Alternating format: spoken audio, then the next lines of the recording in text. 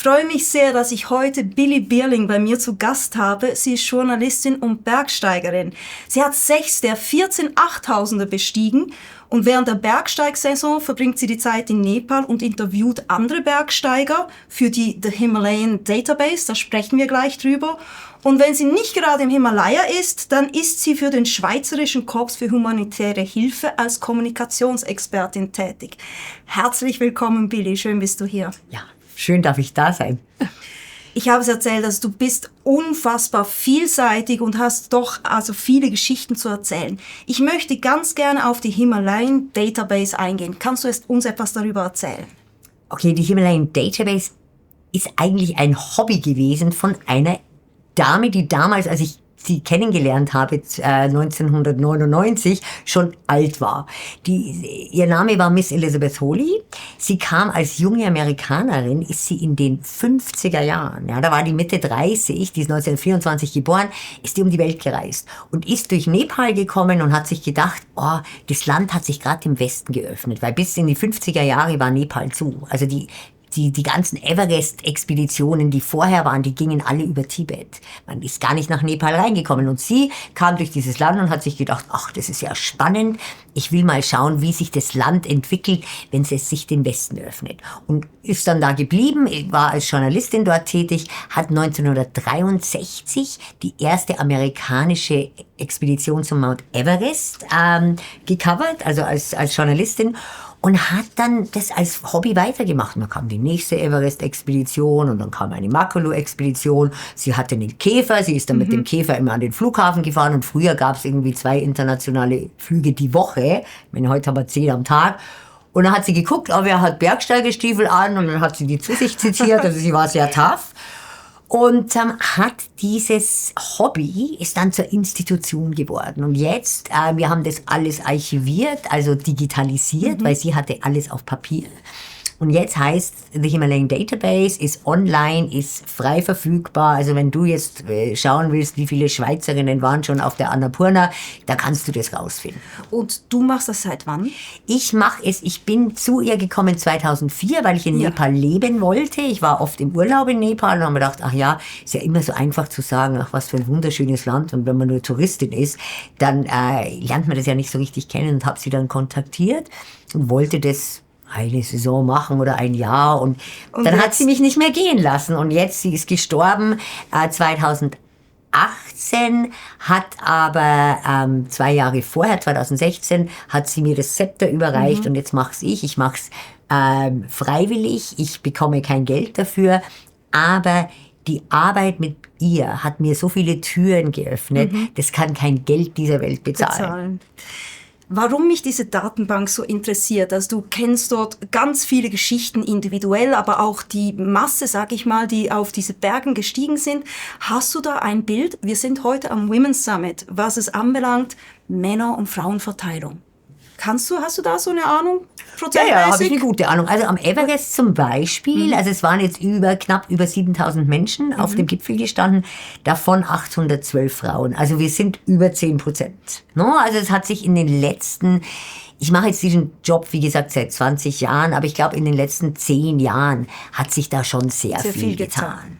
No, also dass Frauen, aber es ist natürlich, wie viele von diesen Sportarten, ist immer noch sehr dominiert von Männern. Und hast du eine Vorstellung oder eine Ahnung, warum das so ist? Also du bist selber passionierte Bergsteigerin. Wie kommt es dazu, dass du dich dafür entschieden hast und so viele Frauen sich offensichtlich nicht für diesen Sport entscheiden? Das ist jetzt eine gute Frage, da habe ich mir noch nie solche Gedanken gemacht. Also ich glaube schon, dass, also gerade das Höhenbergsteigen, ne? Also das braucht schon eine besondere Resilienz, eine besondere mentale Stärke. Ne? Also weil es ist ja, da oben ist ja die Welt ganz anders als hier unten. Und man hat mich gerade als Restless Soul beschrieben und das stimmt schon. Ich bin immer in Bewegung, ich muss immer, und da oben muss ich mich halt einfach ändern und ich muss langsam machen.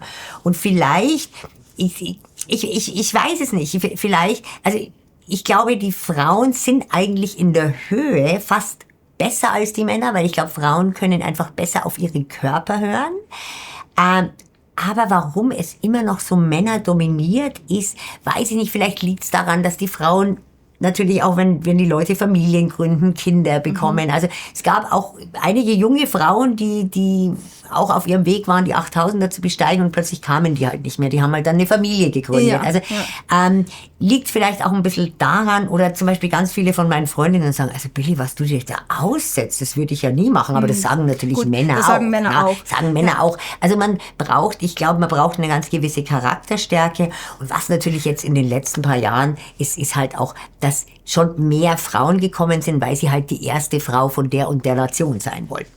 Also ich meine, mit all dieser Erfahrung, die du hast, ich habe auch vorher deine Speech angehört, die du heute bereits hattest, da hast du auch erwähnt, am Anfang geht man zu schnell, man möchte auch diese Erfolge feiern können, diese Titel, vielleicht kann man das auch als Titel bezeichnen, dass das im Vordergrund steht und irgendwann ändert das, dass man eher von innen getrieben etwas erreichen möchte, weil es einfach für einen selber eine Bedeutung hat.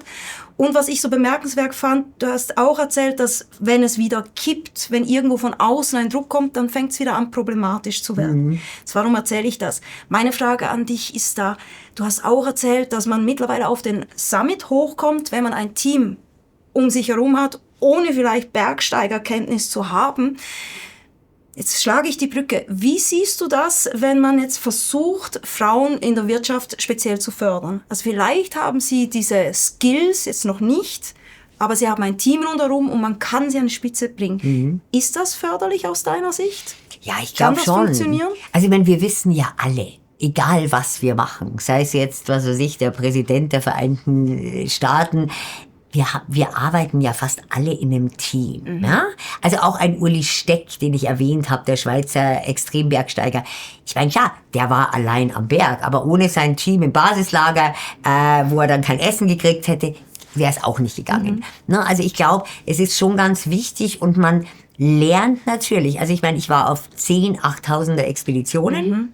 Mein erster 8000er Gipfel war witzigerweise der Everest. Ich war 2005 schon mal am Choyu, am sechsthöchsten Berg der Welt.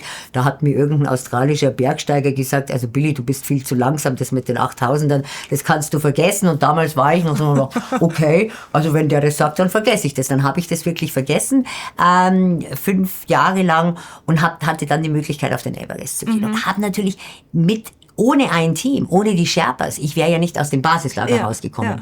Würde ich wahrscheinlich heute noch nicht. Aber ich bin natürlich über die Jahre schon ein bisschen autonomer geworden in den Bergen.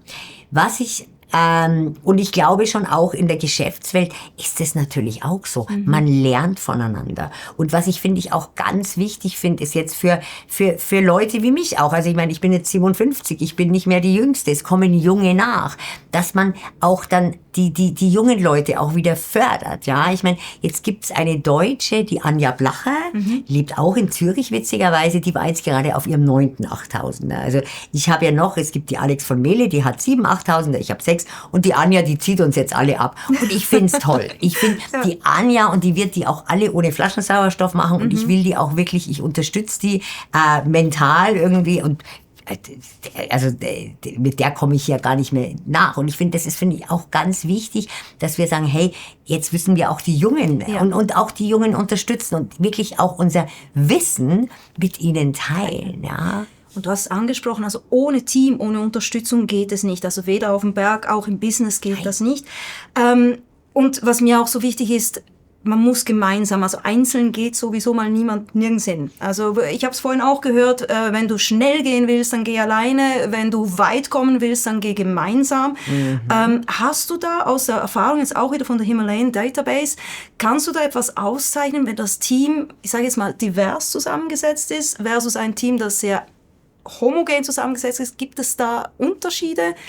Ja, also ich meine, divers, ich meine, wir sind ja meistens beim Höhenbergsteigen, wir sind meistens, also jetzt gehen wir mal von den Nationalitäten aus, wir sind ja meistens international. Ne? Also ich war damals mit Russell Bryce unterwegs, das war ein neuseeländischer Expeditionsleiter und wir hatten von, was weiß ich, Amerikaner, Südafrikaner, Iren, also wirklich Spanier, Italiener, Mexikaner, also wirklich waren aber damals wirklich auch nur, also wir waren, glaube ich, 27 Teilnehmerinnen und Teilnehmer und davon wirklich auch nur 3 oder 4 Frauen.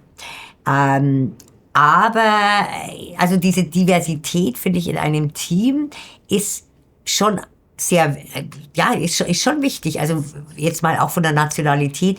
Die Leute haben ja auch eine ganz andere Herangehensweise, gell? Und dann haben wir den Sportler und wir hatten zum Beispiel einen Ironman-Sportler, der macht Ironman.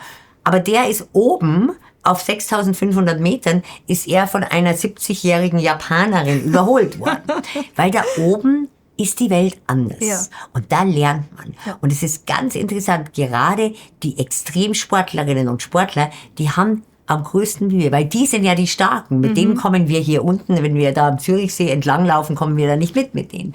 Und da, finde ich, ist diese Diversität, also wirklich aus ganz verschiedenen Ecken der Welt und auch beruflich oder was die Leute machen, ganz wichtig, weil dir wird plötzlich bewusst, hey, ich bin zwar hier unten gut, aber die ist hier oben besser. Also ich glaube, man lernt und ich bin so dankbar, dass ich auf so vielen Expeditionen war und ich hoffe, dass ich auch noch auf einige gehen kann, weil du lernst so wahnsinnig viel. Und ich komme zurück auch ohne Gipfel und bin trotzdem selig, weil ich mir denke, hey, der Gipfel, das ist ein Tag.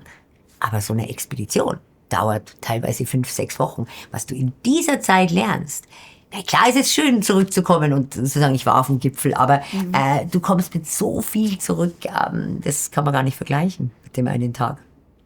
Liebe Billy, ich könnte stundenlang mit dir reden. Du hast auch einen so großen Erfahrungsschatz. Die Zeit ist aber leider schon durch. Vielen herzlichen Dank, dass du hier im Gespräch warst. Danke, es hat mir total Spaß gemacht und ich könnte auch noch ein bisschen länger mit dir reden.